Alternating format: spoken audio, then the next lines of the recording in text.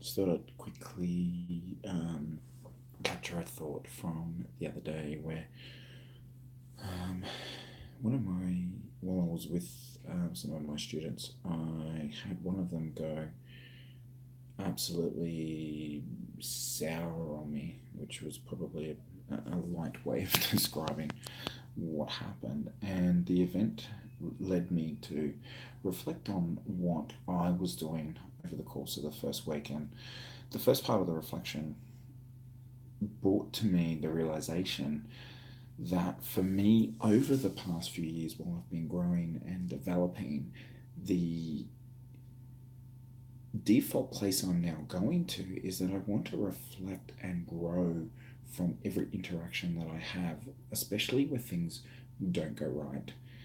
And that for me, when I looked back, was just phenomenal.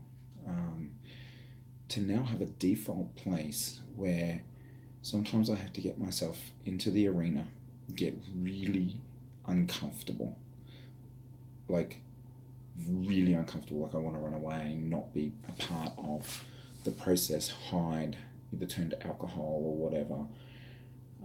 And I don't. I'm now at a point where I feel my suffering techniques that my brain has used over many years, and I can feel myself being pulled into them. I can feel the ways that I've identified that my body likes to behave and respond when those sort of situations happen, and I take action to stay there, to keep myself in there until I can identify what is happening. And I think as we grow and develop life, we need to stay focused on that uncomfortableness if we want to grow. We've got to stay in that place where we can keep um, the pain evident so that we can create the leverage within ourselves to want to change and become more, become the better version. And that's where I'm at. And I thought, wow, this completely sucks what was going on. And in summary, it was just childish rubbish that someone wasn't getting what they believed expectations weren't being met.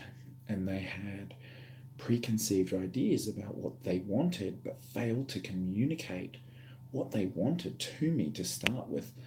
They were very happy to communicate behind my back, but deny anything to my face.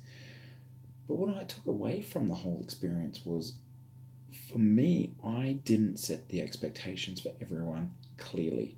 I didn't have any recourse to come back and say, well, I didn't say that from the start. Well, you need to come and speak to me face to face.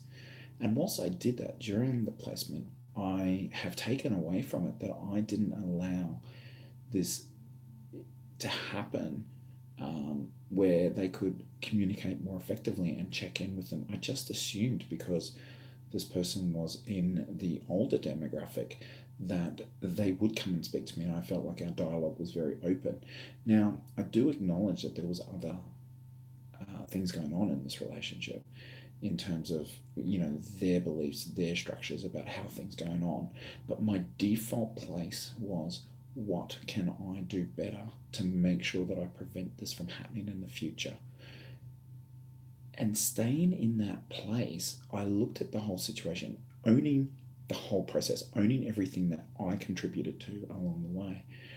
Kay provided me with an opportunity where I could reflect and set a new example for the students that I'm currently out here with. And I'm so incredibly grateful for that experience. And I'm incredibly grateful for my other half who continually stands beside me when I'm in those places. And I think people are becoming so incredibly soft, so incredibly weak. They're just not prepared to get into that uncomfortable state anymore. They just want to run away from their pain, and they want to run away from the discomfort. Yet when you really embrace it, when you get deep inside it, allow it to be there, but know that within you, you will find the answers, and you will be guided, and you will become stronger, and you'll become more. as you stay in that process and you continually work through it, like I had to use different ways of getting information out of my head. Journaling is just huge for me. I use my Google dictation a lot when ideas come to me randomly sometimes and thoughts are just coming through at a phenomenal rate. I want that to um, be captured really quickly, because as soon as I can get it on paper, I just start to feel better and I can reflect on it and see what's really real and what's not real. Having those tools available to you, easily accessible when you need them, helps so much. So I just want to reaffirm, I guess, that if you stay in the arena, if you stay in that discomfort, you stay with the intention of finding and discovering what you needed to learn in that adventure, that life becomes better. You become stronger. You become clearer about who you are as a person and what you can handle. You know, emotional strength, emotional resilience, emotional fitness are all slightly different things, but fuck, so many people just don't work on them anymore. And sticking in that process, getting into that uncomfortable state, having faith in whatever it is upstairs, whatever you believe in, that will come and guide you to what you need to learn in that experience, just places you in such a better position in life and builds that emotional fitness, emotional resilience muscles that so many people talk about, but fuck, they don't do anything about it. So I hope that is helpful for some people. It certainly was very helpful for me. And here I stand, or sit at the moment, um, embarking on what I learnt from this experience.